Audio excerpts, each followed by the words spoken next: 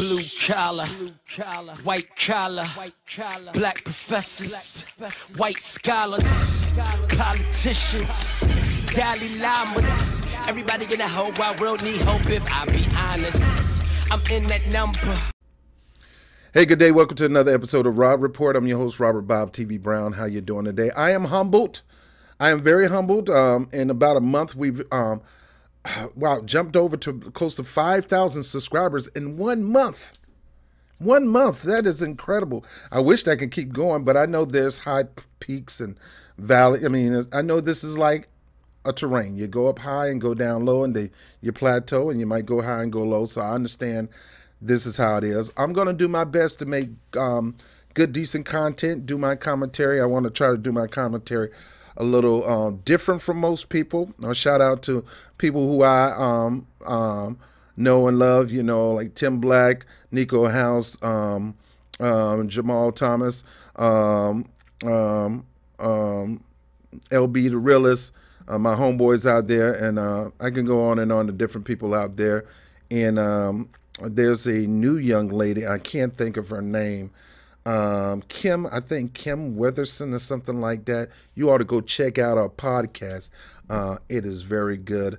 So just look her up, and she's a very strong progressive, and she has an incredible show too. And I think she should grow also right along with me.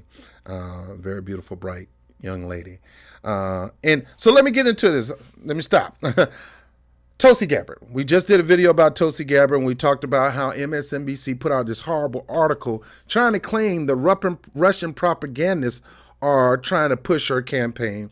And we literally had to shut that down because the Russian propagandists that they're talking about is RT, Russian Television Today. RT Today, I guess that's the name of it. The U.S. branch. Now, just like we do, we have MSNBC, we have NSNBC, ABC, we have correspondents in every country, including Russia. Do the Russians say American propaganda is trying to influence our election? Because I'm quite sure we do, because we don't like Putin. And we would smear and red scare and use McCarthyism to make anybody look bad if they don't go along with their stories and their plots and their narrative. If you go against it, they're going to call you, they're going to go full red scare. They're going to go full you're a commie. All because you don't believe their crap and you don't believe the government. And case in point, Tulsi Gabbard. Tulsi Gabbard just recently went on MSNBC. She was on Morning Joe, and they tried to pull this crap. Nika, Joe, some other lady, I don't even know her name. We're going to take a look at this. And, of course, you know how I do. I chime in every now and then because this stuff disgusts me. The news media has lost their mind. No, they don't want to get on the fact that the reason Hillary Clinton lost, it had nothing to do with Russia. It has everything to do with her and the DNC trying to crook this election to push Bernie out. They don't want to talk about that. They don't want to talk about the election fraud. They don't want to talk about none of that.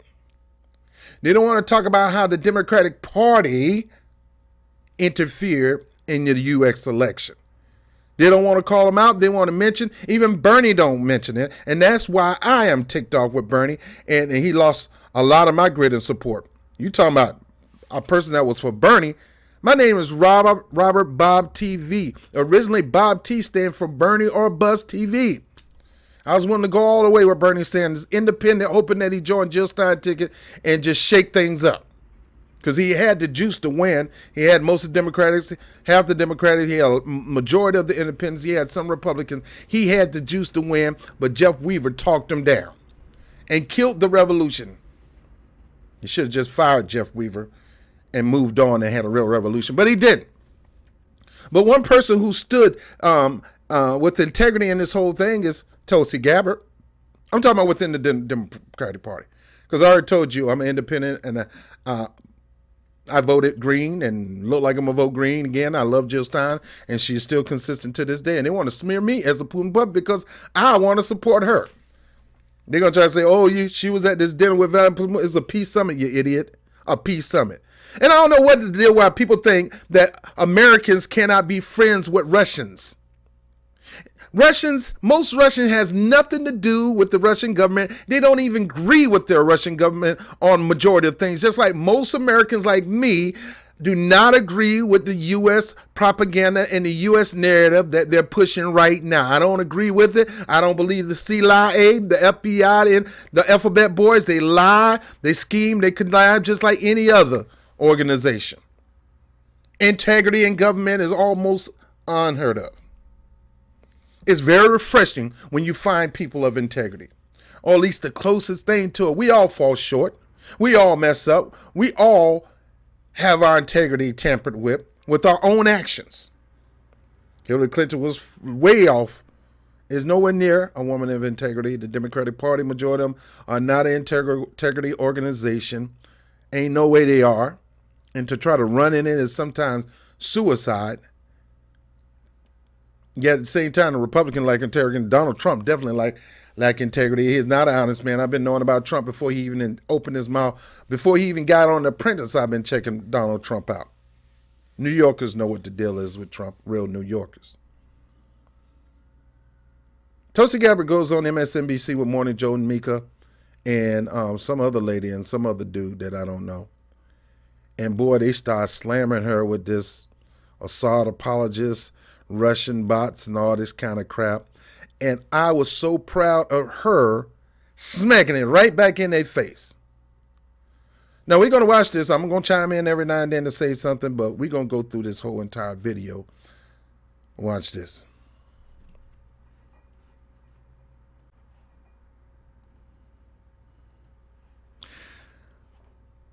All right, here we go. Look at the beautiful couple. Aw, ain't that sweet? Both of them divorced their spouse to get together. I guess all that time on the road. And look at them. Look at that look right there. Jeez, Miko, what's going on right there? What's up with the lips? And Joe. Nice hair, man. Nice hair. Anyway, let's get into it. Okay, David Ignatius and Casey Hunt are back with Joe, Willie, and me.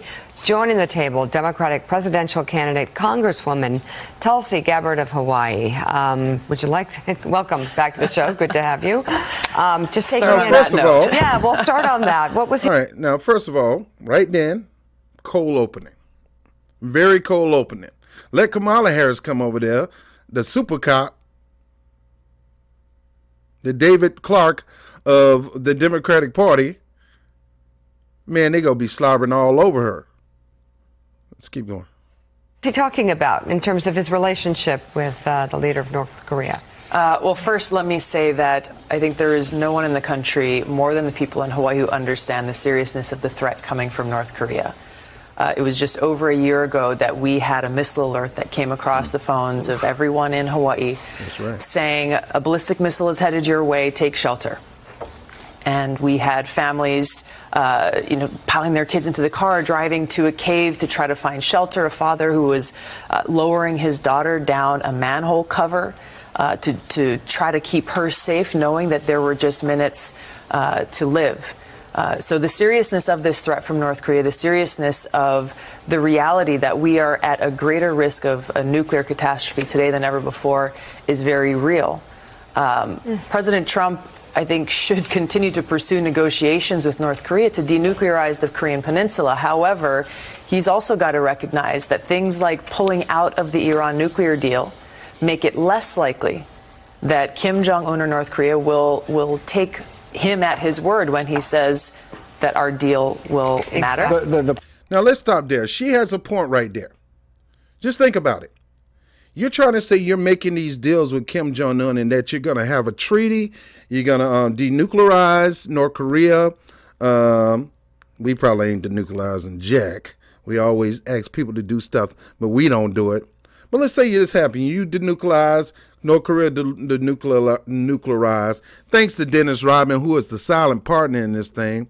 Old Chicago Bull, earrings in his nose, gold hair. Dennis Rodman was the secret middleman in this whole thing between Trump and North Korea. Of all people, Dennis Rodman is saving the world from a nuclear holocaust. Go figure. But let's say that you are changing the treaty. And now you're going to go and cancel a treaty that Obama put in place with with Iran, and you're going to go strip it away.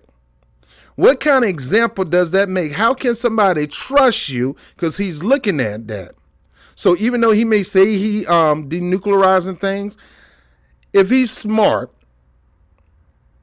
he would say, I will only trust doing the treaty with you based on the way you trust, based on the way I trust you doing the treaty with Iran. Because this thing was solid with Iran, and all of a sudden you came and pulled it from the root. You might do that with me. I don't trust you, bro. So Tulsi, being the smart woman that she is, that's why I think if she don't become president and Bernie become president or whoever become president, she is definitely a plus for Secretary of State. Definitely. Or Secretary of Defense. Definitely. I prefer Secretary of State because she knows her stuff. Let's keep going. I'm talking too much. And that we will keep our word. The president says we don't have to worry about nuclear weapons in North Korea anymore. Do you and do the people of Hawaii believe that we don't have to worry about nuclear weapons from North Korea? Not for a moment. Not for a moment. This threat still exists. And in fact, the increasing tensions make it the reality that this threat is not just coming from North Korea, but the increasing tensions with Russia and China. Other nuclear-armed countries in the world are also increasing this threat to a point where it is greater today than ever before. Let's talk about Syria. David. I wanted to ask Congresswoman. Now, this is the testy water. The moment you talk about Syria, watch how she handles her business. Gabbard, you brought a very interesting guest last night to the State of the Union. Yes. A prominent Syrian politician who's part of the group we've been allying with in northeast Syria that's been keeping the peace there. And I'm wondering what you told this Syrian politician about what's ahead for them and as the American troops begin to pull out. Are they at risk of being slaughtered in those areas? And what should we do about it? Well, I think more importantly, I heard from her their concerns about. Now, let me stop there. People, you just got to listen to this because you want to sit there and believe America and what they got to say. And then you think you're being smart and she's being the dummy because she's not listening to what the country is saying, or she's not agreeing with the direction the country is going to, or she's not following the government narrative or the media narrative. She said, most importantly, I listen to her. Let me go back. Of being slaughtered in those areas, and what should we do about it? Well, I think more importantly, I heard from her their concerns about Turkey's threats, knowing that if there is a pullout of U.S. troops overnight and it's too hasty, then the Kurds, who have been our most effective fighting force against ISIS in Syria, will be left to Turkey's slaughter. She referred to what has already happened in places like Afrin in Syria to know what would lie ahead if there is not an opportunity for the Kurds in the northern part of Syria to broker some form of security agreement that will allow them to, frankly, protect their homes and protect their families going forward. Now, let me stop there. That's something important. See, this young lady is worried about the Kurds being slaughtered by the Turks. Let me go backwards.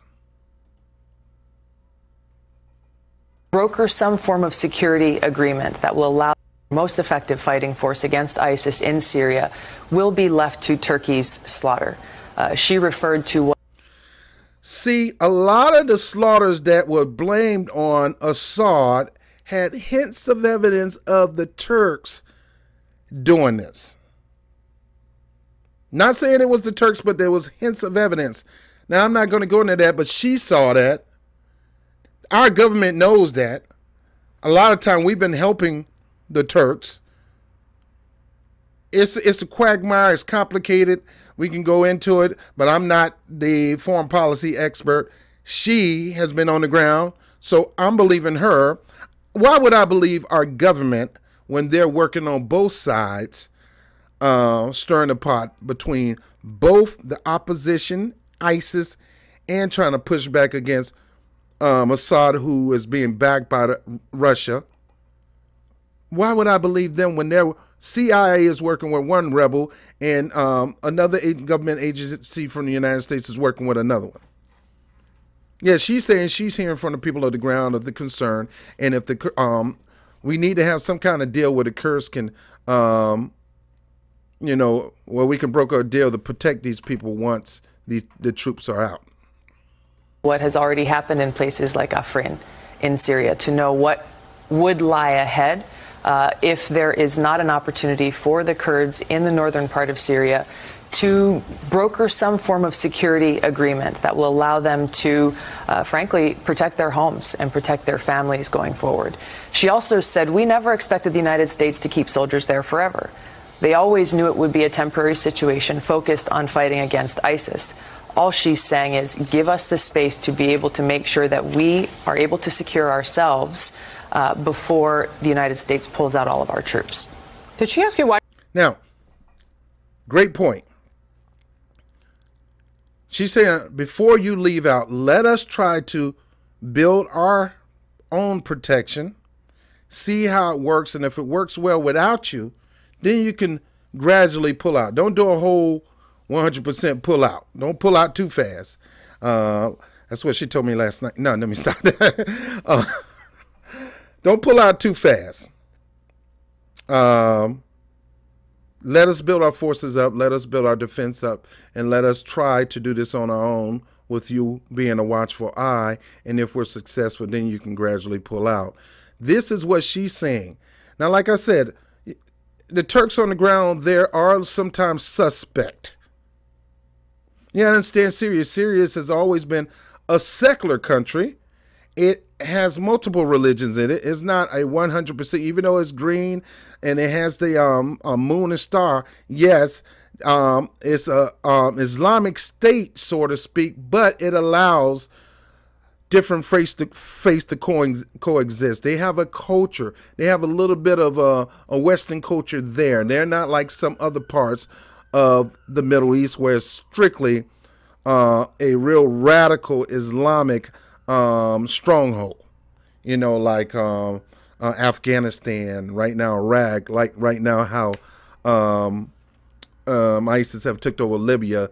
Libya was like that. Libya took care of their people. There was a multicultural religion and whole 9 yards. It was coexisting among different types of people, not just one type of people. So let's keep going. Why you met with Assad? No, she didn't. But we had a discussion about that, and she recognized why I met with him and agreed with that meeting, because she knows how important it is that we be willing to meet with adversaries or potential adversaries, not just our friends. Do you think? Now, they don't want to hear that. Don't meet with adversaries. How are you going to? There's a scripture in the Bible say, calm answer calms down wrath. Or small talk or silent talk calms down wrath. How are you going to diffuse the enemy? How do you make an enemy become your friend? See, I teach on love. And I have a series that I have called How to Deal with Difficult People. Yeah, you're going to have enemies. You're going to have haters. You're going to have people that's not going to like you, probably because they think you don't like them. You ever met somebody like that? They think you don't like them, and you really never did anything to them to make them think that you don't like them, but they don't like you because you don't like them. Nobody really know why we don't like each other. But when we come to find out our differences and how this thing came about, you may end up having a good friend, or you may end up turning somebody around, or you may end up, that'll never happen with Saul. You don't know what can happen with anybody. He's a man just like you. He has strong ideologies just like you. And if they can't, who say you can't break down and have a meeting of the mind? Reagan met with Gorbachev. Kennedy tried to meet with Castro. We can go on and on how we met with our adversaries. And that's all she's talking about. No, we're going to take the Bush stance, the Dick Cheney stance, and be a dick. and say, I'm not going to talk to y'all until you do it my way. It would nothing never gets done like that. Or I'm going to impose sanction and starve your people until you see it. I mean, why would you do that to the people over there who had nothing to do with it? Like we're doing in Russia, like we're about to do like we've been doing in Venezuela. You want to blame what's going on Venezuela because of socialism? No, it's because of the embargoes and the tightening of the noose around the neck of the people of Venezuela with our own sanctions that stop socialist programs from growing in that area.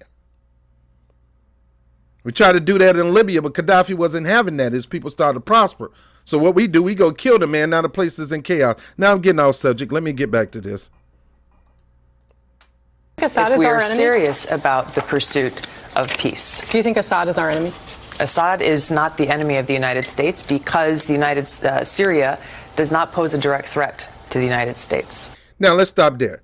You asked the question, lady, whoever you are, Miss Lady, is he our enemy? Well, the government made him our enemy. Assad may not see us as an enemy, just like Russia don't see us as an enemy. They see us as competition. We are labeling Russia our enemy. We are labeling Assad our enemy. We are labeling the Ayatollah of Iran the enemy, but we don't label Benjamin Netanyahu our enemy. We don't label the Crown Prince of Saudi Arabia our enemy. And Saudi Arabia was implicated in 9/11.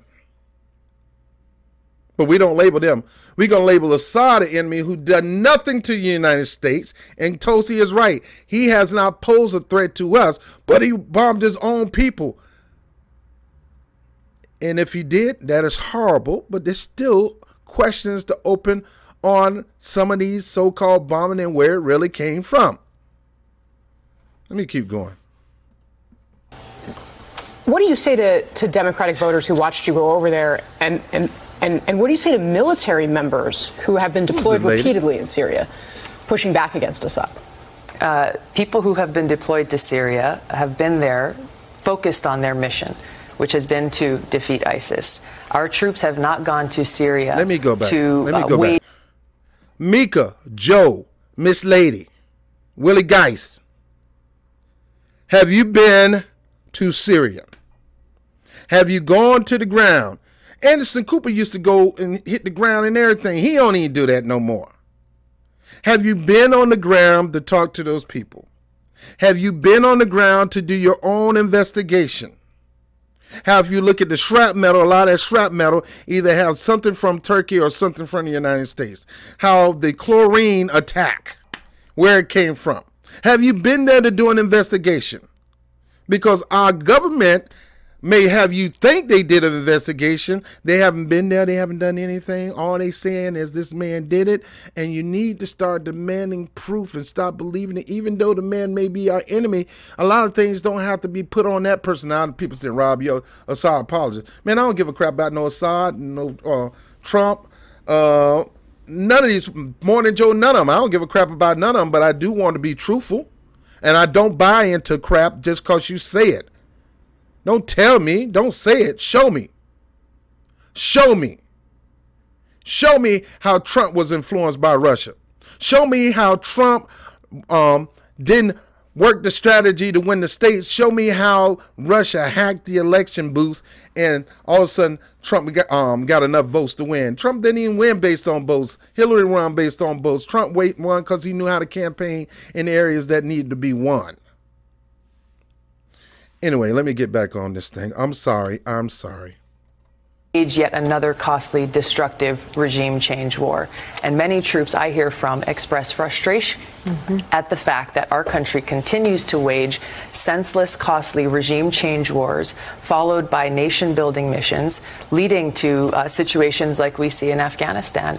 So many examples of our troops being deployed, their lives put on the line, without understanding what the clear mission or objective is and how that mission actually serves the security of the American people in the United States. Now, before Morning Joe try to cover up for this lady and back up, she's right. My brothers, my cousins, my sisters, your brothers, your cousins, your family members joined the military to have a good career. Yes, they knew that there's a chance of them going to war. But they didn't join expecting to go to war, looking for a war. Let me say that. Right now, we're allowing these people to join the military, and we saying, we got you now. We going to find something where you're going to earn your money. Back in the day, you join the military, you can work. I mean, you can be in the military for 8-10 years, not even get involved with any combat. Just a good career protecting the country. Going out there doing drills. I know, I'm former Navy. Going out there doing drills, doing your thing, having fun with your boys. And life was good. Very rarely talked about going to war.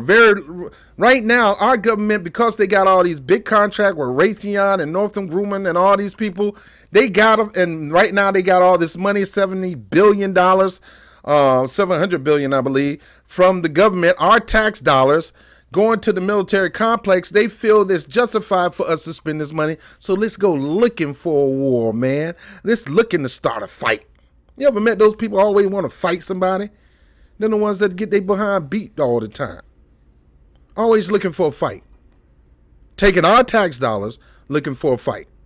Yet at the same time, these people are forced to fight that fight. Didn't expect to. It's a rogue fight. We're doing regime change just to get the resources and to control that region. It's our kids that's dying. My niece, my nephew, your cousins, your brother, your sister dying.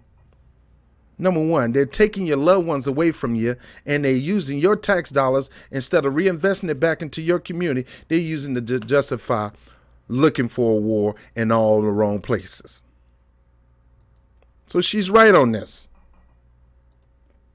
Which I think a lot of Americans would agree with you there. But again, going back to Assad is not an enemy. Is he an adversary of the United States? We have to look to who poses a threat to the United States and the American people. I understand that, but there are a lot of people who don't pose a direct military threat to the United States who consider themselves to be adversaries of the United States. Vladimir Putin poses or considers America to be an enemy.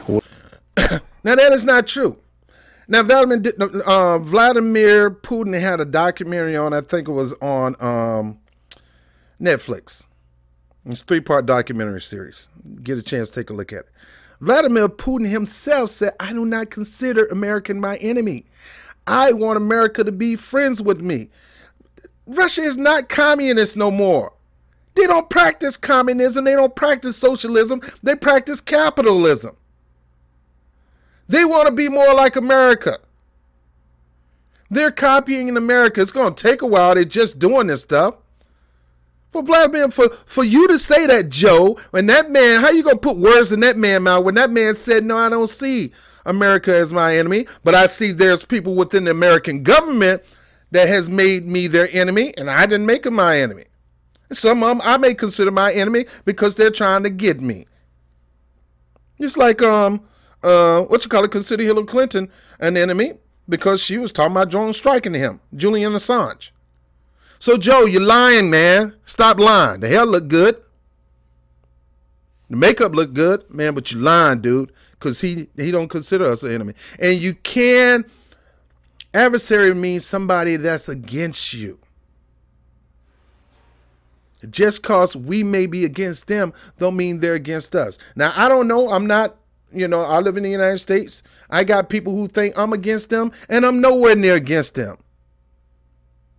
Some people think I'm their adversary, and I'm not. I'm not an adversary of Republicans.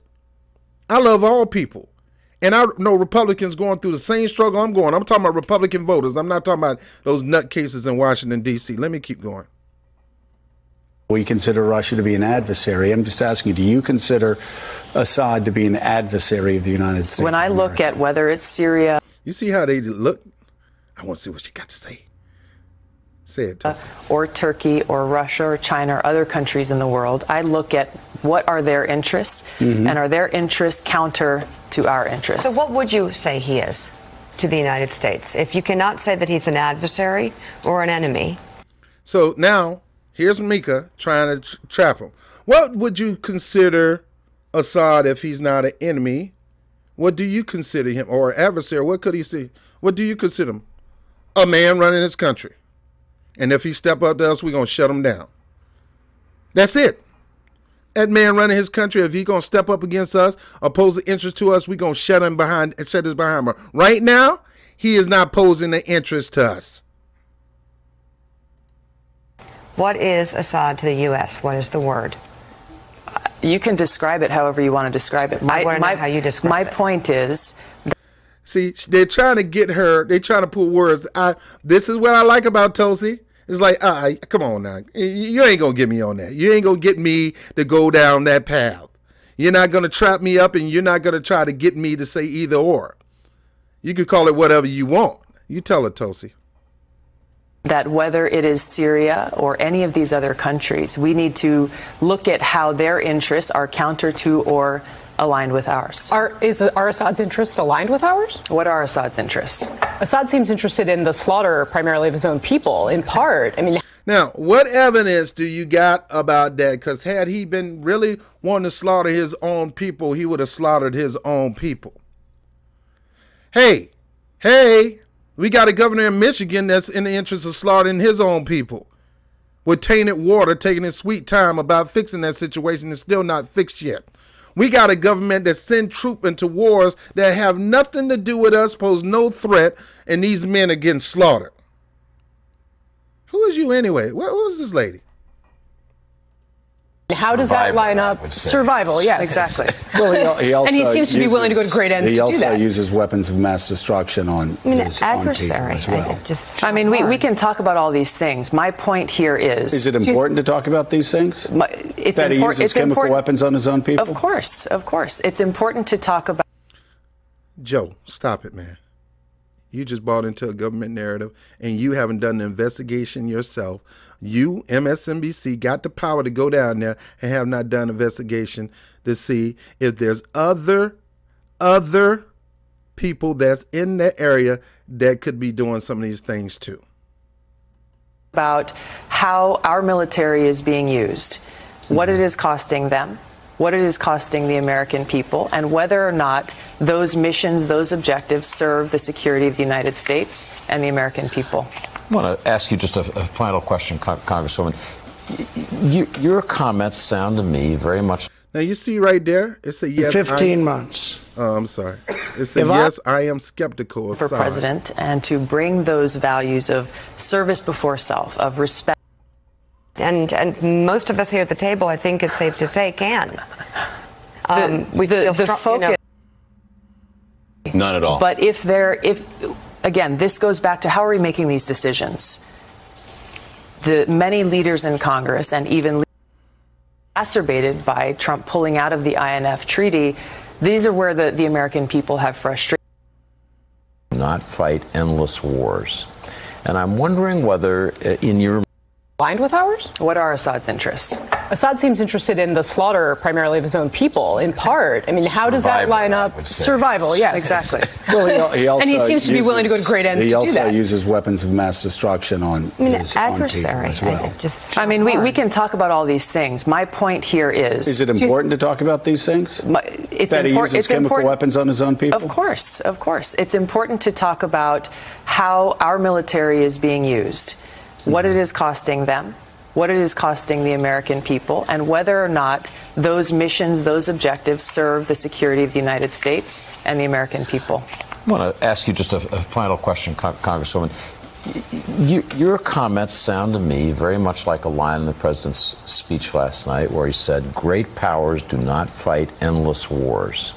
And I'm wondering whether, in your mind, on the left of the Democratic Party, on the right of the Republican Party, there is this shared feeling, basically, enough. Time to get it over with. It is. Is that something where there's some alignment between you and the president? I think we have to be careful about making broad statements like that. Nobody likes war. Nobody wants to be at war. Tulsi. There are threats that exist to the American people, and we have a strong and capable and ready military. that stands ready to keep our people safe. What needs to stop are these wars, whether it is the regime change wars or this new Cold War, this escalation and this nuclear arms race that has now been exacerbated by Trump pulling out of the INF Treaty. These are where the American people have frustrations with what is this all for and to what end, and how does this serve the American people's interests? The reality is the trillions of dollars that we spend on these wars are coming out of the pockets of American taxpayers who have very real needs that need to be addressed here at home. So do you think, Congresswoman, there should be any United States troops?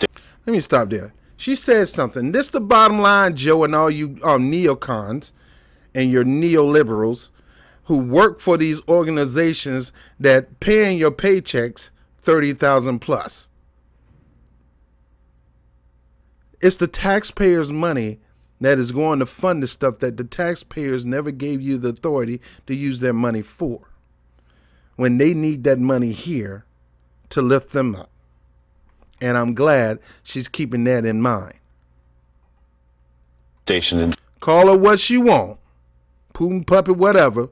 Assad's girlfriend, call it what she want. The bottom line is she's saying that money that we're spending in the military, it ain't got nothing to do with Assad. It ain't got nothing to do with all the, look, we need to stop this mess and take our money, the taxpayers' money, and ask them what they would like to do with their money in government and do it. None of us was polled about going to war. None of us gave you the authority. Congress didn't even give them the authority to go to war. But yet they're spending our tax dollars on stuff without our approval. Syria? I don't believe there should be. None at all. But again, this goes back to how are we making these decisions? The many leaders in Congress and even leaders in the administration are saying we should keep troops in Syria to counter Iran. There has been no war declared by Congress against Iran. Right. There's no authorization legally for the United States to maintain troops in Syria. So whether it is in Syria or in other parts of the world, we have to determine, are these missions worthy of our service members' sacrifice? And do those missions serve the interests of the American people? You've expressed skepticism in the past that Assad, in fact, used chemical weapons on his own people. Do you believe he's used chemical weapons on his own people? I certainly think it's possible. The evidence that my skepticism in the past has been solely on saying, show us the evidence before you deploy U.S. troops into military action. Because I served in Iraq, and I understood what that... That's right. Show us the evidence before we sit there and spend millions, trillions of dollars, billions of dollars, and sending people to risk their lives for no. Show us. We're not going to do Iraq no more. Show us the evidence. Show us the weapons of mass destruction, Doc. Show us the warehouse with all the chemicals. I don't think we even found the chemicals that so-called Saddam Hussein did on the Kurds. Now, me personally, I believe he probably did it, but where was the evidence? I'm going by what I heard. Let me keep going. That cost came when the American people were lied to and presented false evidence where we started off a new war. Do you think chemical weapons were used at all in Syria? Absolutely. And so if it was not Assad, who would have used them? I can answer that, Willie. It could have been the Turkish people. It could have been ISIS. It could be some kind of rogue military organization that want Assad out and trying to put in, make it seem like he did it. It could have been Assad. Nobody knows because they haven't really did an investigation. All they heard was intelligence source said, which bottom line mean they're lying to you. Why? Because if it's true, they'll be able to show you concrete, hard evidence, not just to the political leaders who claim they've seen that information, but the political leaders would have been gutsy enough to go to the American people and show it to them to build confidence and trust in what they're doing. And because they don't do that, we don't trust you, and it's easy for us to believe that you're lying. And you may not be lying about Assad, but it's easy to believe that you are. There has been reports that chemical weapons have been used not only by the Syrian regime, but by other bad actors and terrorists within Syria. Right. You know, there are people who will watch this and have heard your previous comments and wonder what's going on here. Why you met with Assad? I'm interested in the truth. Why it looks like you were very cozy with. She's answered that, Willie. Come on, man. Come on, dude. People not asking that question no more because she's answered it. They just upset that she did it her way and not the way the government want to do it. With Assad and why you've sort of taken his side in this argument. That is a line that comes from political opponents or people who are not interested in actually confronting the truth about U.S. foreign policy, what it should be, and the problems and the cost that has come to us because of this flawed and destructive policy. Do you think that Assad is a good person? Here she goes. Hey, who's this no, lady? I don't. Okay. So we're just trying to understand the context of the relationship. The context. You can't put a word on it, and most of us here at the table, I think it's safe to say, can.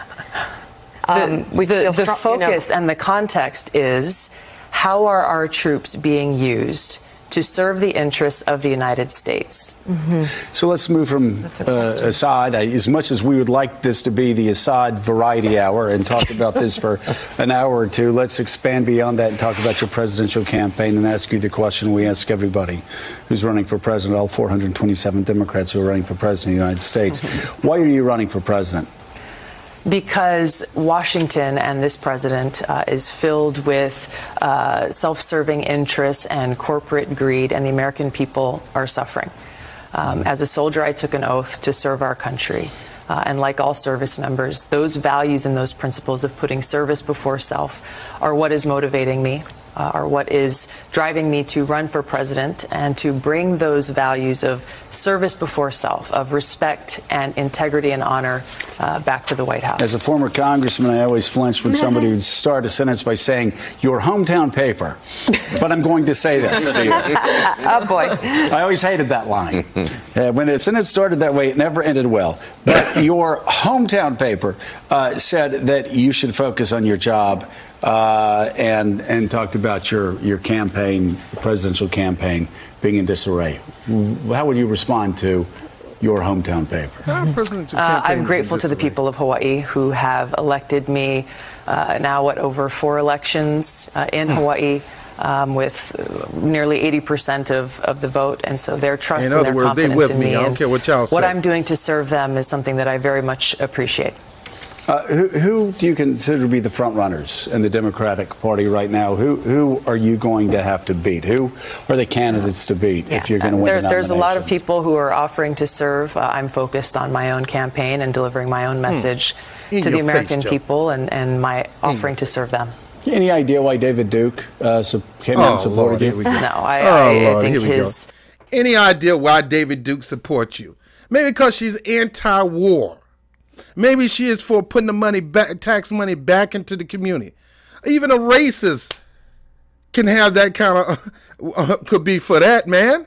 A bona fide redneck racist. I wouldn't say redneck because not all rednecks are racist. We got a lot of good old boy rednecks. I grew up with a lot of rednecks that were a friend of mine down in South Florida. Dang, Joe, who cares whether David Duke say they support her? She don't support David Duke. She said it. She denounced it. Trump even said it, and y'all didn't even believe him. He said, I denounce. I don't need his support. But you didn't believe him. Now here we got Tulsi Gabbard saying, I don't need his endorsement, but he can support whoever he wants. He's an American. He's a hateful, racist American, but he's an American. And if he want to, I can't stop him from supporting me. You can't stop people from supporting people. Geez, stop with this stuff, man. You don't know why. Let me keep going. What he stands for and his actions are despicable. I have rejected whatever claims he is making of so-called support, and I don't believe that anyone should give him a moment of attention. Vladimir Putin, is he an adversary of the United States of America? Yes. Do you agree with the Intel chief's assessment that Vladimir Putin and Russia interfere? All right. Tulsi. Why do you believe that? If you said Assad you don't know about Assad, why you say that about Vladimir Putin? What did Vladimir Putin do to make it seem like he's against America? He interfered in our election. Do you go back to what you were saying about the bombs? Where's the proof on that? And we don't interfere in an election. We're trying to help topple the government in Venezuela and send troops down there. Which one is worse? Interfering in an election or toppling the government? Interfered with American democracy in 2016 and are going to try to do it again in 2020. We have seen from those intel chiefs exactly how Russia used certain tactics, but I think it's also important for us to look at some of the underlying problems here, one of which is the lack of security within our own elections infrastructure. Yes. We've seen other countries like North Korea and China and others try to meddle within our systems. Yes. I've introduced a bill called the Securing America's Elections Act that would require paper ballots or voter-verified paper backups if you're using an electronic system, to make it so that no one can come in and try to manipulate those votes that are being cast, and so people can have faith in our election system. Again, just to confirm, you agree with the intel chiefs that Russia is trying to actively interfere in American democracy? All right. Casey, last question. Who wouldn't not agree? Russia's been doing that for a long time. America does that to Russia. So stick your chest in, Joe. We do it too. There have been reports that Russian apparatus that interfered in 2016 is potentially trying to help your campaign. Why do you think that is? Cite those reports and their credibility. Now, before we go into there, because she lays the smackdown on this lady. Speaking of going back to this and the intel. All right, so Tulsi, you agree with the intel, but you should have been saying something about how the DNC rigged their own election. This is what I hate about you politicians. You scared to bring stuff up. Too much of a punk, a wuss. Talk about the fact that we need to put a lockdown on the Democratic Party from rigging an election. You need to talk about it now since you're running. You should be a vocal bullhorn on that. You ain't going to do that to me. I'm going to have people watching your Democratic Party. You're not rigging this election. You started the rigging before Russia even thought about rigging. I'm almost done. Well, the Russian propaganda machine, we did an analysis actually. I just want to point out. News. I want to point out that NBC article has been debunked and disproven. By whom? Because I would ask you to look at the credibility of the sources and the so-called experts. Well, I'm certainly not going to sit here and say that my colleagues did not do their due diligence. Other journalists, I do know what our standards are here. No, you don't, lady. Who is you anyway? You don't know. You're a bunch of hacks. You're paid by the military complex. You're getting $30,000 a year to say what they tell you to say, not what you want to say. And the bottom line is the Russian propaganda is nobody but RT, another news outlet, which you are in direct competition, and they're more progressive and open than you could ever be because they're not paid to say what Russia tells them to say. Those people like Jesse Ventura, Larry King, you had Ed Schultz on the show. You got all these different people that's on that network that are voices of truth. Are you trying to say that they're Russian puppets? Larry King a Russian puppet? You trying to say you fired Ed Schultz because he would not toe the party line. That he did not listen to Phil when Phil told him to leave the Bernie Sanders campaign alone and when he kept hanging on with the Bernie's campaign. And you're going to talk about the integrity of MSNBC and NBC? Get out of here with this mess. You're a bunch of hacks. You're paid to say what they tell you to say. You're owned by corporatists. Comcast own you. You used to be owned by General Electric. You're a corporate-led company. That's just as bad as being a government-led company. Because right now the corporations are running our government. So all it is a proxy. The government is the proxy. They're running and controlling the government right now, and they're also running and controlling the media. And what do you call that?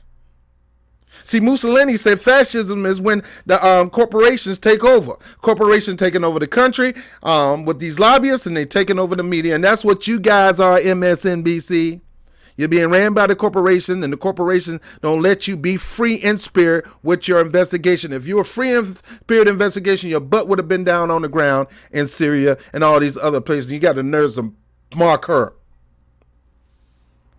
And now she's slapping you in your face. Other journalists have debunked and disproven the so-called experts that have been cited in that article. And I think it's actually very dangerous for articles like that and outlets like NBC to put out this information that seeks to bully people into saying, you can't come out and take the positions that I've taken of calling for an end to the Cold War, calling for an end to this nuclear crisis.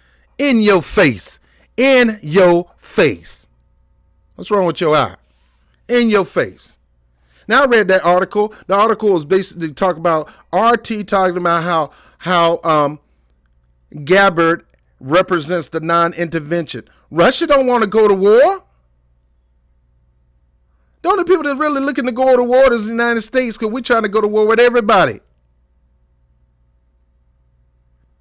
Now, the true reason why we're over there trying to go to war is because there's plenty of oil in the Syrian territory linking up to Iran, and we want to build oil, and we want to have access to Iran and Syria, and put our puppet leaders in there so we can build an oil pipe over there. That's all it's for, always been. It's always the same old cookie cutting playbook.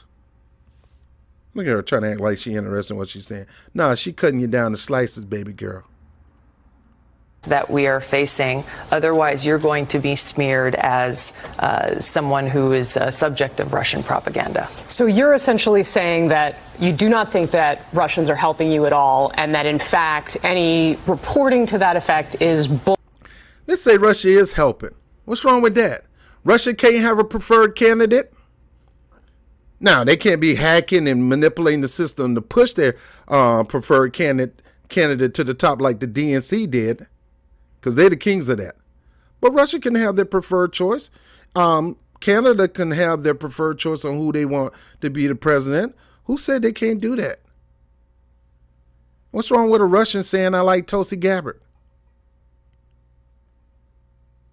Bullying Americans into not supporting What I'm saying is the article that was put out has proven to be discredited. The experts have been proven to be discredited.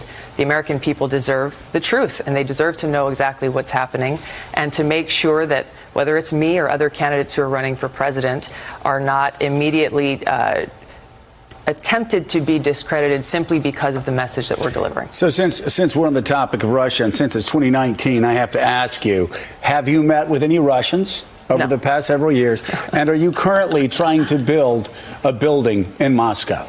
No and no. Oh, no. Now, last question. Now, Joe, Tulsi, you should have just said, I don't know. Because I don't ask people, are they Russians? Don't do that. You go Michael Flynn yourself and put yourself in a position that you ain't never been, because now you got a picture of somebody who may have took a picture with you and say there was Russia, and then that could smear you. You got to watch your talk, man. You gotta call them out and say, when you say Russia, are you talking about people from the Russian government, or are you just talking about your random Russian citizen that could be a U.S. citizen that may be Russian and may be working in my campaign? Because your campaign in New York is people of all cultures. You got Russian people from Russian descent that's going to support your campaign, Jewish descent, Haitian descent that might like you and want to support your campaign. You can't shut them out. So Tulsi, I don't know if you watch me, but please don't do that again. Call Joe out. Just say, Joe, are you talking about, have I talked to any Russian officials in the government, or have I talked to any Russians, period? Because I got Russians that live in my community, that have homes in my community. Yeah, of course I talk to them. And call them out for that. But nevertheless, I'm almost done. No. Okay, very good. We can end Tulsi Tower. Wow. Tulsi Tower, right in the middle of Moscow. Thank you very much. Thank you. Very good to have you on. Thank you so much, and good luck out there. Thank you. Up next. Now, this was a good interview. I am proud of Tulsi Gabbard. Let me stop right there.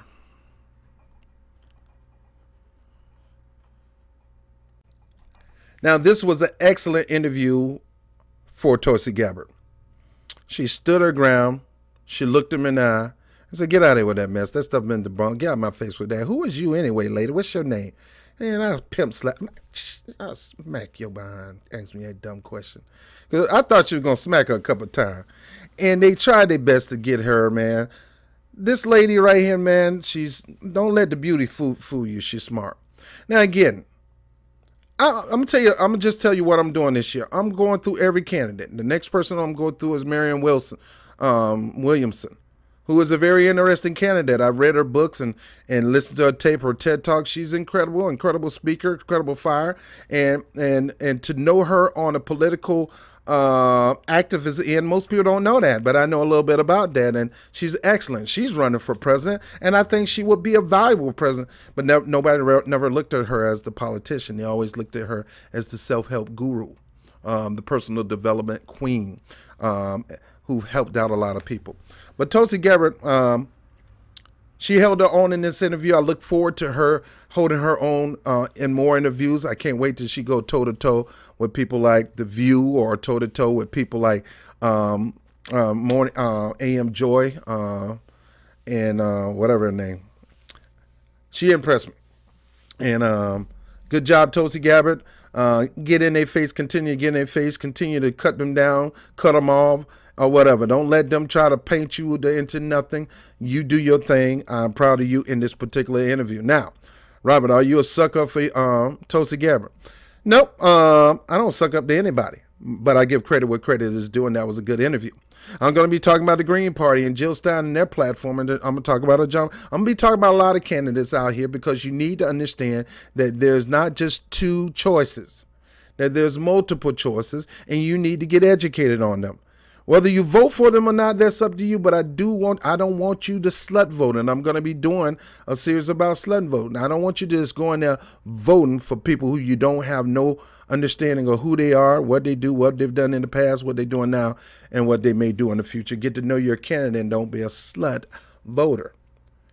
And right now you're getting to know Tulsi Gabbard. Now you're seeing her platform. Now you're seeing how she'll get in the face of all these people and show them out. Anyway, I'm done. I'm Robert Brown with the Rob Report. Tulsi Gabbard takes no mess, and she ain't gonna, just like Jill Stein, she ain't gonna take no mess. I'm proud of Nina Turner. I'm proud of women standing their ground and looking at the corporate elite and looking at the federal government saying, you ain't gonna control me and you ain't gonna tell me how to think.